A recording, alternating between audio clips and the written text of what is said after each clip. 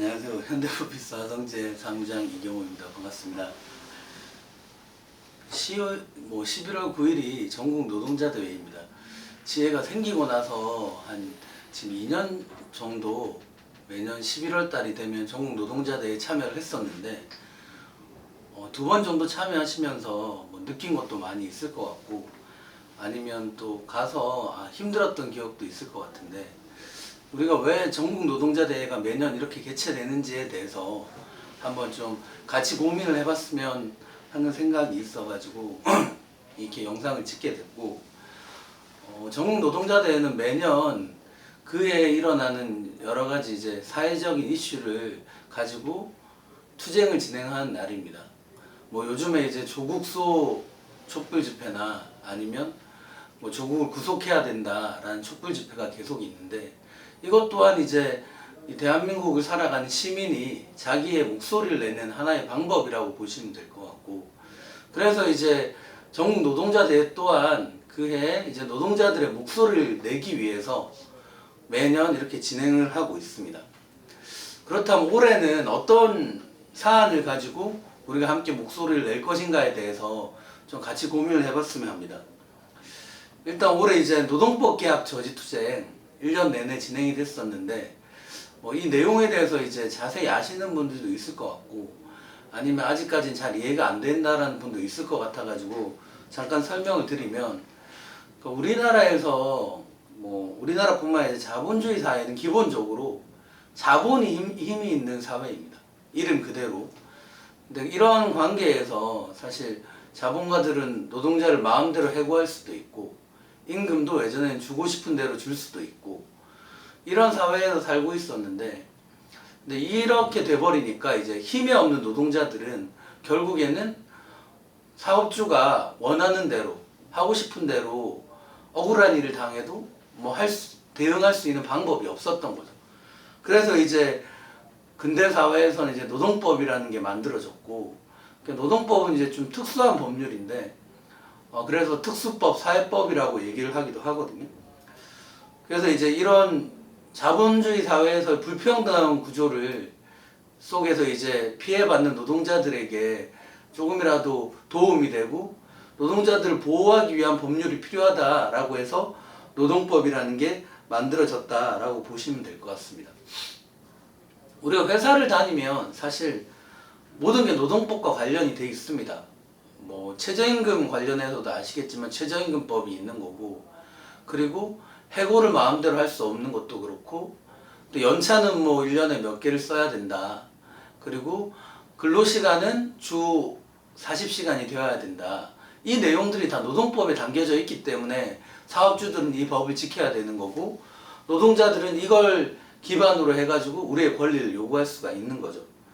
그래서 이런 개별적인 근로관계, 사장과 나와의 관계를 적용되는 게 이제 근로기준법이라고 얘기를 하는 거고 그리고 이제 노조법이라고 하면 이건 정확한 명칭은 노동조합 및 노동관계 조정법 이거는 이제 집단적 노사관계에 적용된다라고 하는데 이건 뭐냐면 이제 사용자와 그리고 노동자가 만든 노동조합 이 관계에서 적용되는 법이 이제 노동조합 및 노동관계 조정법입니다. 이걸 간단히 얘기해서 노조법이라고 얘기를 하는 거고 그래서 집회 가셔가지고 이제 그런 구호들 외치는 거 보셨을 거라는 생각이 드는데 노조법을 개정하자라고 얘기를 하는 거는 이런 집단적인 노사관계에 있는 노동조합 및 노동관계 조정법을 개정하자라는 의미라고 보시면 될 것 같습니다. 그래서 이제 노조법 2조에 보면 이제 사용자의 정의와 근로자의 정의가 있습니다. 그래서 근로자의 정의 같은 경우에는 이제 이 정의를 확대하느냐 안 하느냐에 따라서 특수고용 노동자들, 화물 하시는 분들, 덤프 하시는 분들 이런 분들은 이제 개인 사업자가 되어 있어가지고 노조법상에서는 노동자로 인정을 못 받고 있습니다. 근데 이제 이 노조법을 개정해서 실제로는 개인 사업자지만 실제로는 하청관계에 있기 때문에 도급관계에 있기 때문에 노동자로 인정해라 라는 게 이제 노조법 2조를 개정하자 라는 취지라고 보시면 될 것 같고 이 최저임금법과 노조법을 합쳐서 우리는 노동법이라고 통칭해서 부른다고 보시면 될 것 같습니다. 그래서 이 노동삼권이라는 거는 다들 아시겠지만 단결권, 단체 교섭권, 단체 행동권입니다. 이 노동삼권은 노동자가 인간다운 생활을 보장하기 위해서 우리 헌법, 대한민국 헌법에 기본적으로 보장되어 있는 권리입니다. 헌법 33조 1항은 노동자는 근로조건의 향상을 위하여 자주적인 단결권, 단체 교섭권, 단체 행동권을 가진다 라고 이렇게 규정을 하고 있습니다.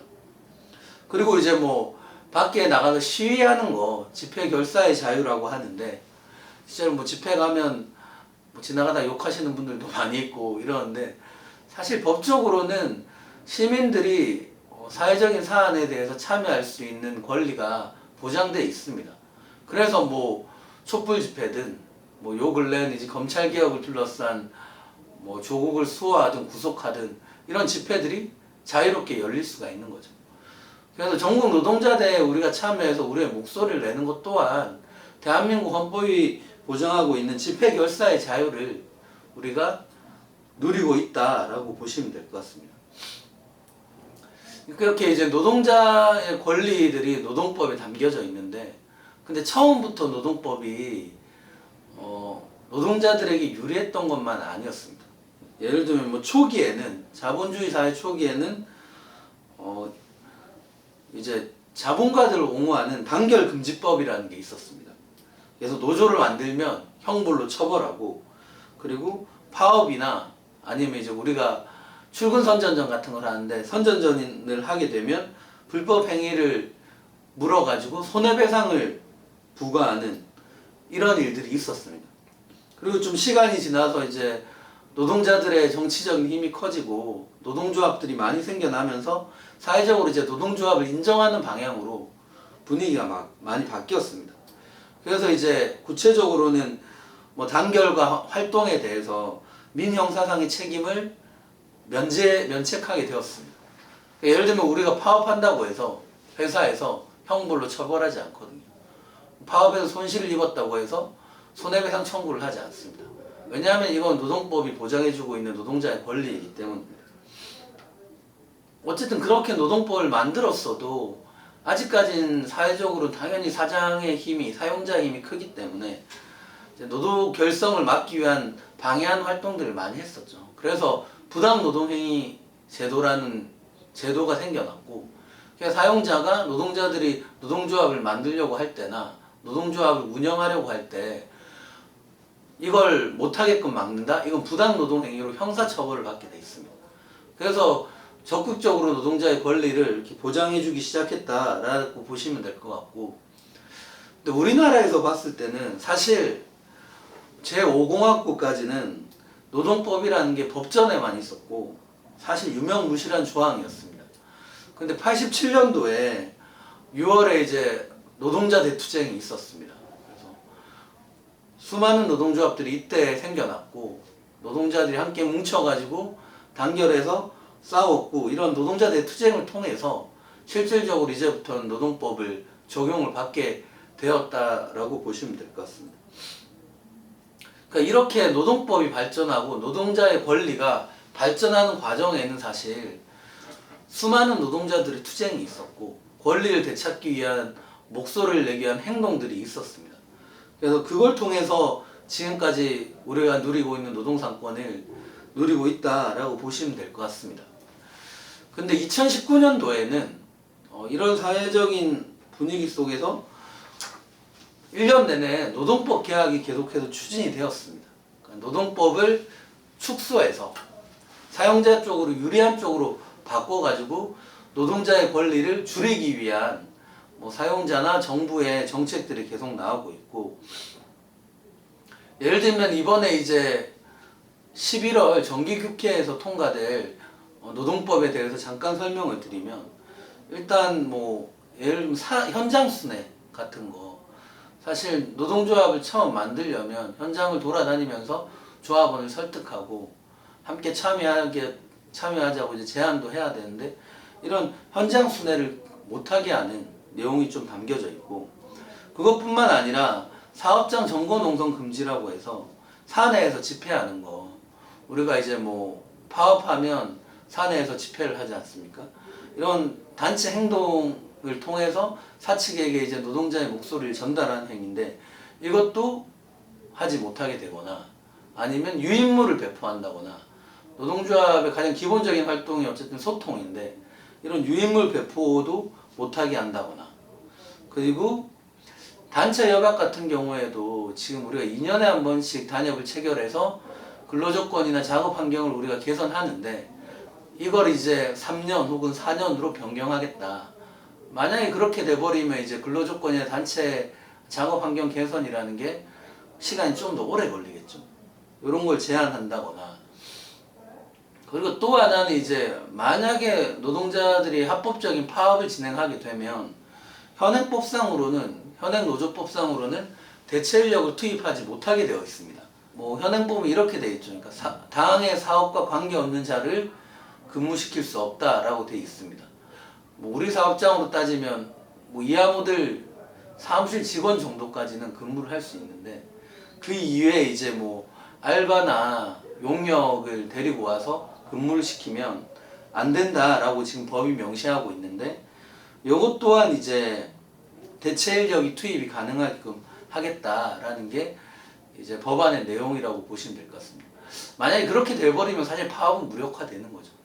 당연히 우리의 교섭력도 떨어지고 근로조건을 향상하기 위한 노력도 좀 쉽지 않아진다라고 보시면 될 것 같고 뭐 이런 내용들이 이제 노동법 안에 다 담겨져 있고 계약 관련 노동법 안에 그래서 서두에도 말씀을 드렸지만 우리가 이제 지금까지 이만큼 이 사회에서 노동자들이 자유롭게 노동조합을 만들고 그리고 자유롭게 활동을 하고 우리의 근로조건을 개선하기 위해서 투쟁해 왔고 그래서 노동법을 지금까지 발전시켜 왔는데 오히려 이제 올해는 이렇게 후퇴가 돼버린다면 이제 헌법이 보장하고 있는 노동상권이 축소되는 결과다라고 보시면 될 것 같습니다. 유인물 배포도 금지되고 현장 순회도 안 되고 그리고 뭐 대체 인력도 투입이 가능해지고 그러니까 이런 상황이 와버리면 노동조합을 굉장히 만들기 어려워진다는 거죠. 나중에는 사회적인 분위기가 다 그렇게 돼버리면 우리 또한 당연히 노동상권이 제약될 수밖에 없는 거고 그래서 이 노동법 개혁을 막아내기 위해서 우리가 함께 좀 투쟁하는 게 필요하지 않을까 하는 생각이 듭니다. 물론 이제 뭐 주말이고 복잡하고 뭐 그럴 수도 있겠지만 이게 매년 뭐 한두 번 있는 행사이기 때문에 같이 참여해서 사실 뭐 조합 활동에서도 마찬가지지만 노동자들이 스스로 목소리를 내지 않으면 사실 우리가 찾고자 하는 권리나 아니면 좀 더 인간다운 삶을 보장받기 위해서 인간다운 삶을 보장받고 행복하게 살아가기 위해서 하는 이 활동들이 많이 축소될 수밖에 없다라는 생각이 들고 그래서 우리뿐만 아니라 전체 다른 노동자들과 함께 모여서 우리 사회가 좀 더 올바르고 정의로운 방향으로 나갈 수 있도록 함께 그날 의미 있는 하루를 보냈으면 좋겠습니다. 네, 이상으로 설명해서 마치도록 하겠습니다. 감사합니다.